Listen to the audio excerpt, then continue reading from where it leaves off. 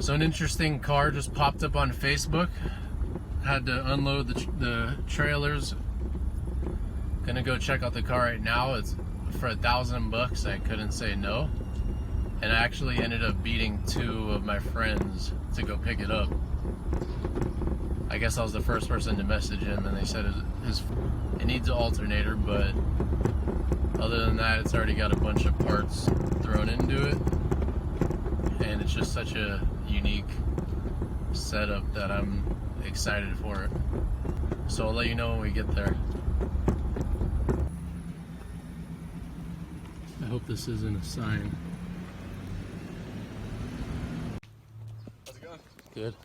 I'm Sam. This is the beater truck car you've heard so much about. But yeah, no, it basically started off as a perfectly good, unmolested sedan, and I bought it off some older couple, and they, you know, kind of just let it go for dirt cheap, and I said, fuck it, I'll have some fun with it.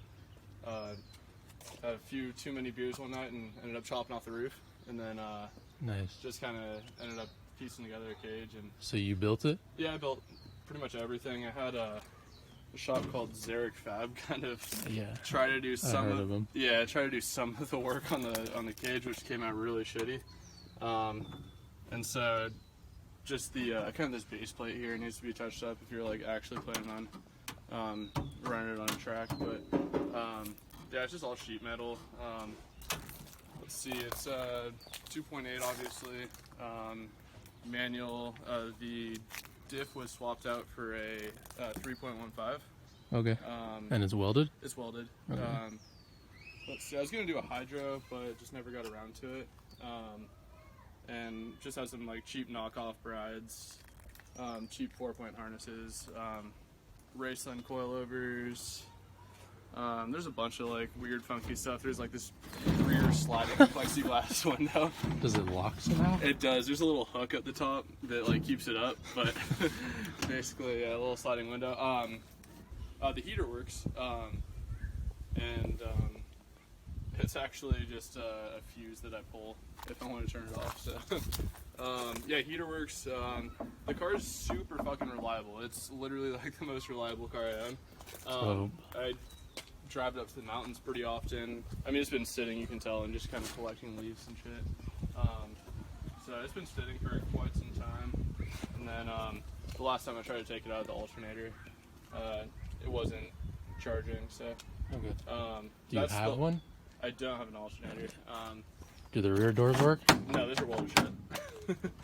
Rear doors are welded. This trunk, if you will, the tailgate's welded. As you can see, it's kind of it's a project that I never quite finished. I fired it up earlier and started, and it's never had an issue starting. It's yeah, I'm trying to think of anything else. It's pretty much bone stock in terms of the engine. It has a muffler delete and like a cheap like K&N filter on it.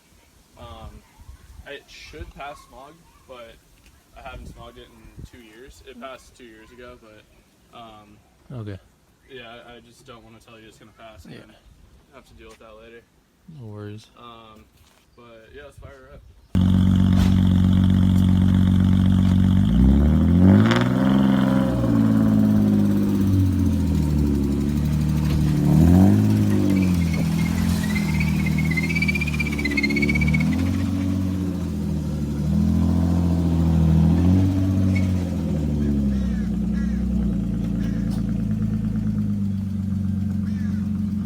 This thing is too funny looking. I know, right? The front's fucking trash. I had a buddy that, I'm actually gonna kill this just because the alternator's not working. So I don't want to drain the battery before you can test drive it. But yeah, I had a buddy and he was like, yeah, you know what, I have this bash bar and it's so far off, it's so janky.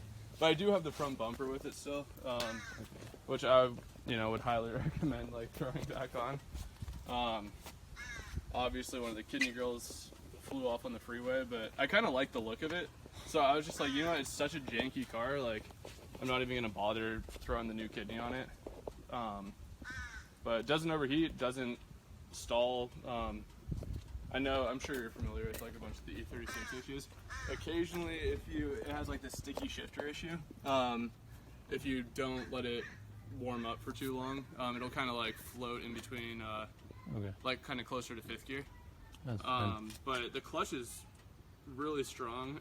Just stock clutch from what you know? Yeah, the original owner replaced it at 130K. How many miles are on this? 174. The backlight on the dash is not working, but you kind of have to like look harder at it. But it's at about 174, I believe. 174, 720. Can you pop the hood? Yeah. I'm actually really nervous to see what's under here because it's Rats or what? I don't know. It's been fucking forever since I've popped this in. Some leaves. Yeah, a little bit of rat shit. Chewing this out. Yeah. Yeah, there's definitely been like a couple rats in here. But yeah, just bone stock. I beat the living piss out of this thing. It's really never given me any issues. The M52s are just so reliable. Yeah. But other things about the car. Let's see. It's a clean title, believe it or not. It's registered and insured. I used to daily drive it all the time. Yeah, you're right. Yeah, it's a squeeze. Definitely not the most comfortable seat. I got the cherry zip tied dash up here.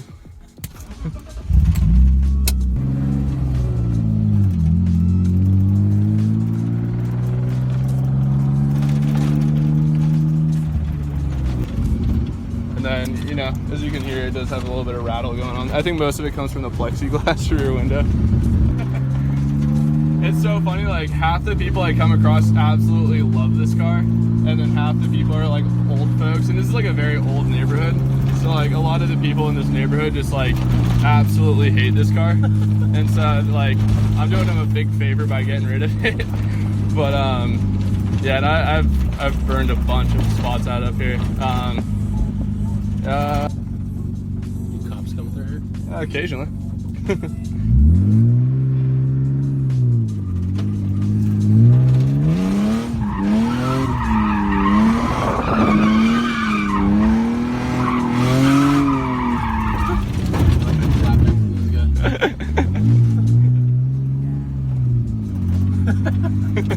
Dude, it's so much fun. It really does fucking kill me to sell the thing, but I just need driveway room, and I'm sure you'll appreciate it more than I really don't drive it too much anymore. Yeah.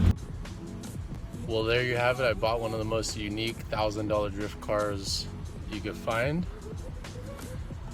and there's an event coming up on Tuesday where I'm thinking I'll bring this instead of the Z3 and we'll test the truck out. Oh, and I had to stop at my favorite place on earth, Del Taco. I'll see you guys at the track.